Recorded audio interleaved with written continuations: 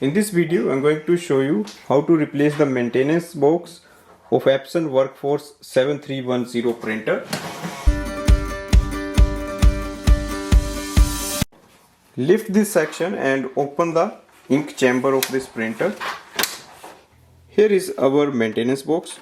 Open it from here, slide it on the left hand side and you can take it out. It has a chip on that side. So that is the product number, so that is C9345. Now take your new maintenance box, now place it here and just slide it on the right hand side, and then you can just close here. Close the main door. Go to the display panel. So it will display maintenance box.